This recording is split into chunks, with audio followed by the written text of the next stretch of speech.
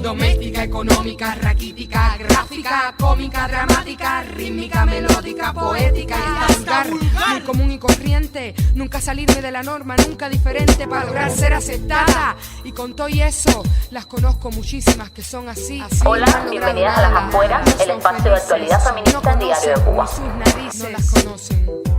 Representación corpórea de este drama. Se acabó el abuso. Victoria para las damas. No, no, no somos iguales.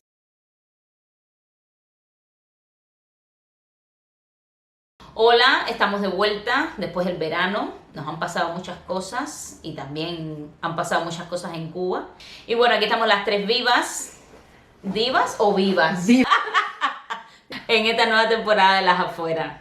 Y por supuesto en este programa especial de inicio de temporada vamos a hablar del 11J. Es la primera protesta masiva que se da en Cuba desde el 94. El 94 fue solamente en La Habana y esta vez fue en más de 50 puntos del país. Algo que celebrar. Como era de esperar, las protestas fueron bastante reprimidas por el gobierno cubano y según el archivo ciudadano que han estado conformando mujeres, tanto dentro como fuera de Cuba, hubo un total de más de 931 personas detenidas. Y esta vez soy yo la que tiene una invitada, la periodista Mel Herrera de Tremenda Nota, quien vivió las protestas y por supuesto le vamos a hacer algunas preguntas relacionadas con eso. Primera pregunta, ¿cómo viviste el 11J?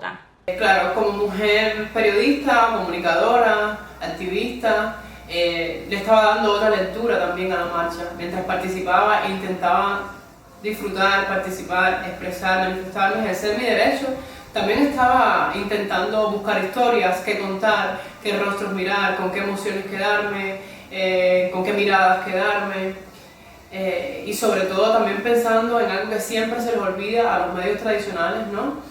Un poco ir pensando la perspectiva de género y de la disidencia sexual de la marcha. O sea, mientras quizás otros medios, otros periodistas, otros comunicadores están viendo a las personas manifestarse y pedir el cambio, un cambio de gobierno, un cambio de régimen o el fin de la dictadura, el cierre de las tiendas de Merced. Mientras veían eso, pues yo veía eso también y estaba pendiente de qué cuerpos eran los que estaban haciendo esas demandas, de qué manera y de qué manera esas demandas perjudicaban a esos cuerpos que se manifestaban.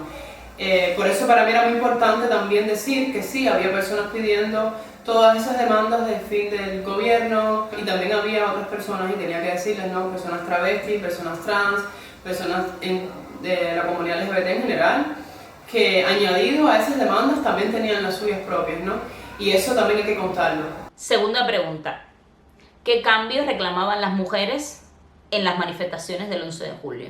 De manera general, como decía, lo que estaban pidiendo casi todos los manifestantes era exigencias al gobierno, ¿no? Y críticas al gobierno, contra el gobierno, por ejercer libertad de expresión, derechos políticos, económicos también. Había muchas personas pidiendo medicamentos, o sea, exigiendo por la falta de medicamentos, la falta de alimentación. Y claro, aunque eso es algo que nos afecta a todas las personas, no es menos cierto, eso lo sabemos, que los cuidados del hogar recaen mucho en las mujeres. Entonces, son las mujeres casi siempre también las que han estado pendientes, o sea, durante la marcha. Yo notaba que eran como las que pedían, sobre todo por los medicamentos y la alimentación. En el caso de las mujeres trans, que participaron, un buen número de mujeres trans, teníamos también otras demandas añadidas a las que todos estábamos manifestándonos por la libertad de expresión, algunas por el fin del régimen. Además de todo eso también, las mujeres trans estábamos ahí pidiendo fin del acoso policial, del estado de peligrosidad, que es como esa herramienta, no sé si eso es jurídico, si es legal siquiera, pero bueno. También hablar en Cuba de legalidad es un tema complicado porque muchas cosas son alegales y el propio Estado no cumple con esa legalidad. El estado de peligrosidad es por el que procesan a muchas mujeres trans y en general muchas personas, mujeres, hombres que se dedican al trabajo sexual. A través de la peligrosidad los procesan. Sin embargo, la prostitución o el trabajo sexual no está tipificado como un delito en el Código Penal cubano. Entonces el estado de peligro es como la herramienta, la justificación de que esa persona es propensa a cometer el trabajo sexual. Ni siquiera tienen que ver a las personas en el acto. Si las procesan por trabajo sexual, por peligrosidad, no las llevan al centro de internamiento para mujeres que se dedican al trabajo sexual. No, van al centro de hombres que se dedican al trabajo sexual. Y ahí hay una doble violencia por la identidad de género de las personas trans, sobre todo mujeres. También estábamos ahí pidiendo por el desabastecimiento hormonal, el abandono sanitario, o sea, salud pública, CNSEX cerró la consulta de endocrinología, que es una de las principales consultas que demandamos, ¿no? Por todo el proceso del reemplazo hormonal. Las personas trans que llevamos un reemplazo hormonal, porque no todas las personas trans quieren un reemplazo hormonal, ¿no? Ni eso es necesario para todas las personas trans. Entonces, desde el inicio de la pandemia, las consultas fueron suspendidas. Son consultas que además eran centralizadas en la capital, entonces todas las personas trans del resto de las provincias tenían que venir a la capital. Pero al cerrar el país, todas las fronteras entre las provincias, esas personas llevan más de un año sin poderse atender. Bueno, esas personas y todas las personas trans en general.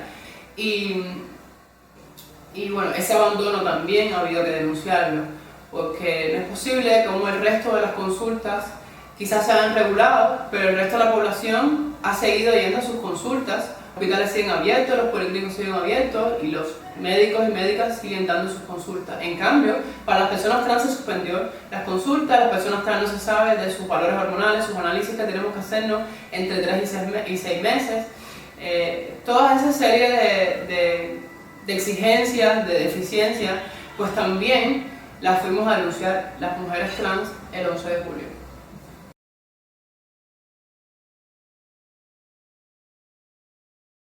Buenos días a todas, yo voy a continuar hablando de las protestas del 11J. Como sabéis, la visión en España de Cuba está fuertemente politizada y esto hace que los sucesos en Cuba siempre sean interpretados desde un punto de vista muy ideológico. La manifestación del 25 de julio en Madrid, organizada por la diáspora cubana en apoyo a los derechos humanos, nos dejó algunos sinsabores como gritos de ¡Viva el Rey! O comentarios solicitando a la madre patria que protegiese a sus hijos. Pero tampoco quiero seguir por ahí porque ya sabéis todos lo que pienso de la extrema derecha y no quiero volver a caer en actitudes colonialistas. Sin embargo, me preocupa mucho más la reacción de la izquierda española hacia las protestas en Cuba. Evidentemente, la Revolución Cubana sigue siendo un pilar fundamental para la izquierda española que es muy difícil de destruir, a pesar de tener evidentes ejemplos en la actualidad de que lo que sucede en Cuba ni es socialismo ni muchísimo menos es izquierda. A raíz de esto os voy a mostrar 2 tuits muy interesantes. El primer tuit es de Librada González, coordinadora del archivo Cubane Queer, de la que ya hemos hablado bastante en este programa, que puso un tuit muy interesante, aquí lo tenéis, y que traducido al español significaría: un saludo a todos los izquierdistas que prefieren defender a la policía antes que abandonar su sueño húmedo sobre el comunismo cubano. 100% de acuerdo con Librada. ¿Cómo es posible que te consideres de izquierdas y defiendas el abuso policial? Y aquí tenemos otro tuit súper interesante de Mel Herrera. Soy mujer trans negra, desempleada, hija de una maestra y un electricista. ¿Todo bien con esos activistas antirracistas y decoloniales de izquierda de Latinoamérica que dicen que todos los que salimos hoy a protestar en Cuba apoyamos los privilegios de la supremacía blanca? Pues eso. Y son las periodistas feministas las que están escribiendo sobre lo que pasa en Cuba desde una nueva perspectiva. Aquí tenemos, por ejemplo, este artículo de la periodista feminista Yune Fernández en Salto Diario, titulado Cuestionemos el binarismo, también cuando hablamos de Cuba, donde hace un llamado a que escuchemos las voces de las personas cubanas que hoy en día resultan tan incómodas para el gobierno cubano como para la derecha anticastrista. Otro ejemplo es la cobertura de la periodista Patricia Simón para el periódico La Marea. Patricia viajó a Cuba después de las protestas, donde entrevistó a muchas personas y donde ha conseguido dar una visión más ajustada de lo que es hoy la realidad cubana. Resumiendo, que viva el periodismo feminista.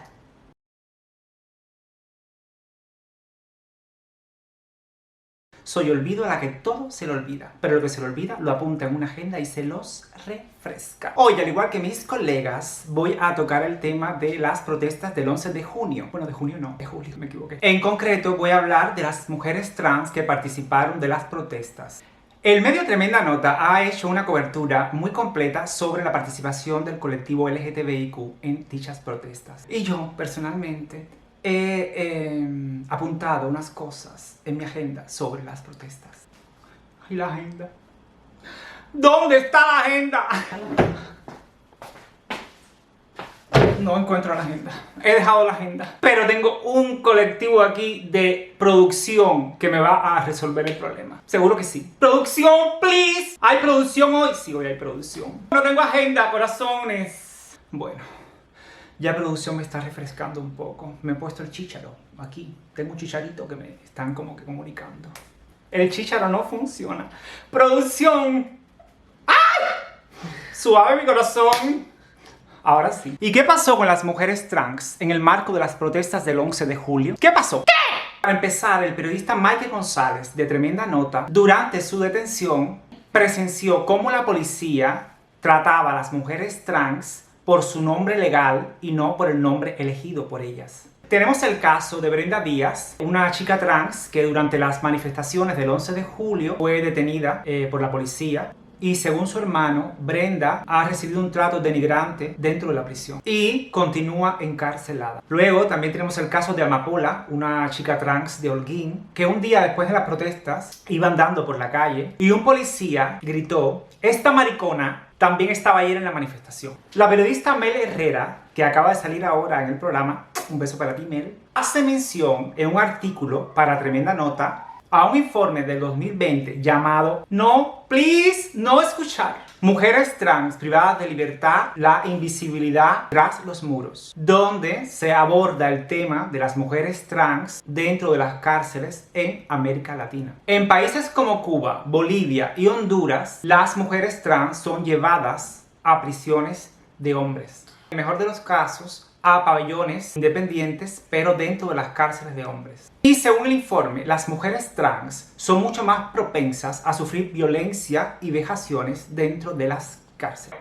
Resumiendo, que dentro de lo terrible que es el sistema carcelario cubano y de la represión absurda de las manifestaciones del 11 de julio, tenemos que recordar que había mujeres trans en esas protestas y que solo por el hecho de ser mujeres trans se llevan una dosis extra de represión y violencia. Este programa ha sido muy estresante para mí sin mi agenda y el chícharo todo el tiempo. Salgo de aquí con ataques sónicos. Entonces, en otro momento me despediré de ustedes. Ahora, bueno, sí me voy a despedir. Pim pam pum, eso no está complicado. Pim pam pum, me fui de aquí. Bye, los quiero, los adoro. Estoy deprimida.